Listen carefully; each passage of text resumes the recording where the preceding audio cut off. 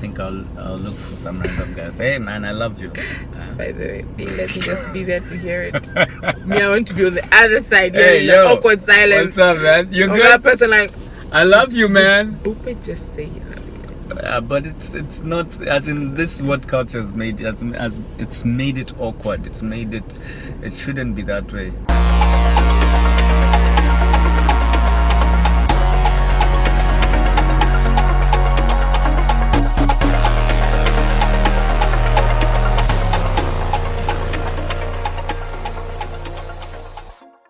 So what time is it? It's workout time. Yeah. Gym time. It's time to beat these bodies to submission. Can I put some wembe at least, the money? Oh man. Okay. So we've been going to the gym for how long now?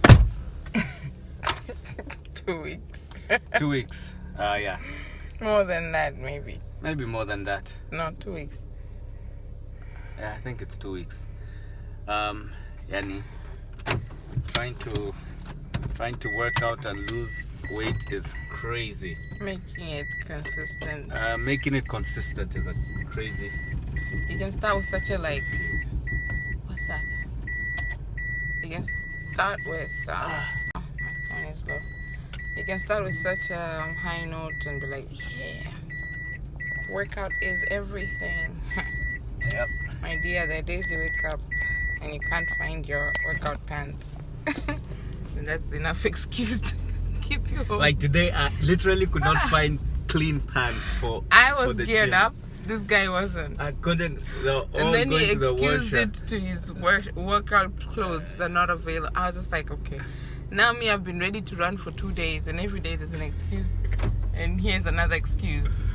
And it's so hard to get me motivated to work out. He's the one who's got naturally like that feel for it. I'm just not. I know I need it, but I'm just not that person sometimes.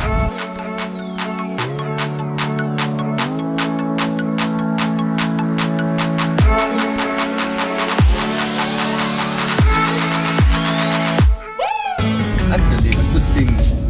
Last night we learned so much. We went to a thingy. That's what I want to talk about. We went to a teen. It's pretty much like a teen youth training on So refreshing, guys. Generation Z, I think. Yeah. And how, so talking about issues that teenagers go through in terms of relationships, suicide, and just they were talking about drugs, addiction. But yesterday we started on relationships. And it's very interesting how we got to talk for 2 hours about relationships. And wow, I learned so much.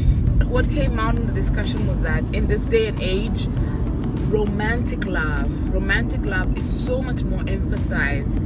It's like everything. People are just working towards that romantic love.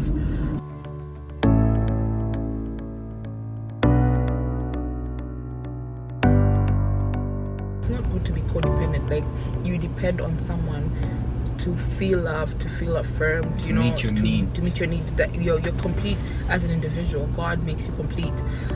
When you pursue that relationship, you find wholeness and completeness in God, you know, and then that love that channels from you and God will spread out to the other relationships that are around you. That's how it's supposed to be. We have so much choice right now. Like, you can dismiss friendship in a click of a button. You can just remove and be like, okay, I'm done with you. Delete, Control-Alt-Delete, or remove from a group, or delete their phone number, or unfriend them, you know. Friendships in today's culture, friendships are very short-lived. They're not, they don't have a strong foundation on commitment, on covenant. There's no room for mistakes. There's no room for forgiveness. And love has been redefined. I liked what love today has been redefined, and it's like, well, it's an uphill task now to find the real meaning behind love, because when people get into relationships, they're already saying I love you, but what they really mean is they have nice emotional feelings towards the other person, so they mistake that as love, yet not realizing that love is actually a commitment. Love goes beyond feelings. And so I like the way they differentiated between, most of the time when today we say I love you, people mistake it for eros love, which is romantic love. And with romantic love, it's just has to do with feelings and emotions, and then the emotions are no longer there. We're like, I don't love you no more. But yet when you say I love you, it needs to come from a place of filial friendship, commitment, covenant. You've consciously made this commitment to be a friend to someone, and you have no intention of breaking it whatsoever. We just need to explore authentic relationships more. Yeah. And it takes sacrifice. It takes hurt, being stepped on, awkward moments. It takes a lot, and sometimes we just wouldn't prefer it. But yeah, and what was emphasized was that let's get back to also just being very intentional with our same-sex relationships, in the sense that our guy friends and our girlfriends, there's so much that we can share on a same-sex level that sometimes you may not be able to share with the opposite sex. And what was that saying, that a man becomes a man by hanging out with other men.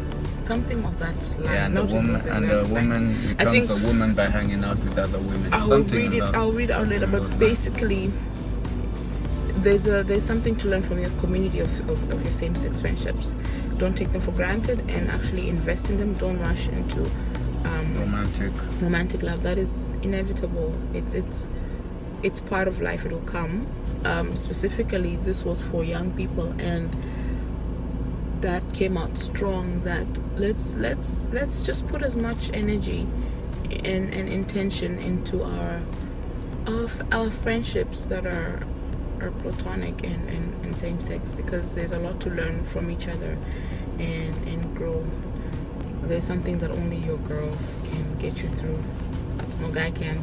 And there's some things that a guy cannot share with girls, because we want to know, but you cannot handle it. We can handle it, and only another guy can understand.